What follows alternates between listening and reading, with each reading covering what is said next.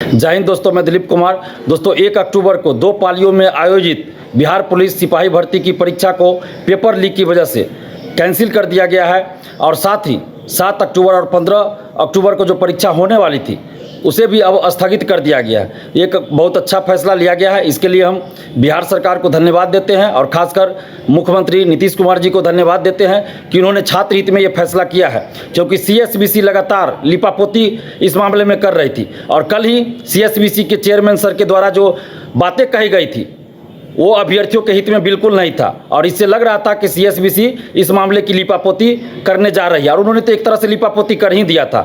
लेकिन हम धन्यवाद देते हैं बिहार के मुख्यमंत्री नीतीश कुमार जी को, जिन्होंने हम लोगों की बातों को संज्ञान में लिया और 7 और 15 अक्टूबर को जो परीक्षा आयोजित होने वाली थी उसको भी स्थगित करवाया। क्योंकि कल ही हम ये मांग कर रहे थे सुबह से कि सिर्फ 1 अक्टूबर की परीक्षा कैंसिल ही नहीं होनी चाहिए, बल्कि 7 और 15 को जो परीक्षा आयोजित होने वाली है उसको भी स्थगित किया जाए। क्योंकि जो सेटर, जो दलाल, जो शिक्षा माफिया 1 अक्टूबर की परीक्षा में सेंधमारी कर लिया है वो 7 और 15 अक्टूबर की परीक्षा में भी सेंधमारी निश्चित रूप से कर लेगा। हमने कल ही इस बात की मांग किया था कि 7 और 15 अक्टूबर की परीक्षा को भी स्थगित कर दीजिए।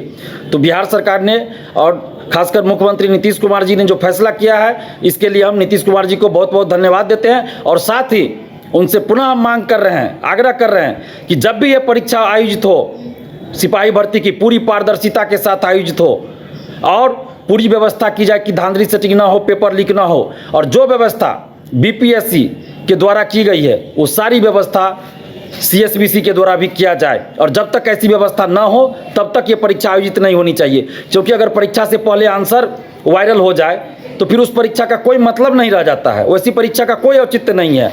और साथ ही पारदर्शिता होनी चाहिए, ओएमआर शीट की कार्बन कॉपी, क्वेश्चन बुकलेट मिलना चाहिए, आंसर की जारी होना चाहिए, जब रिजल्ट प्रकाशित हो तो कटअप सभी का मार्क्स जारी होना चाहिए। परीक्षा समाप्ति के बाद परीक्षार्थियों को ओएमआर शीट की कार्बन कॉपी और क्वेश्चन बुकलेट देने में क्या आपत्ति है, इनको देना चाहिए।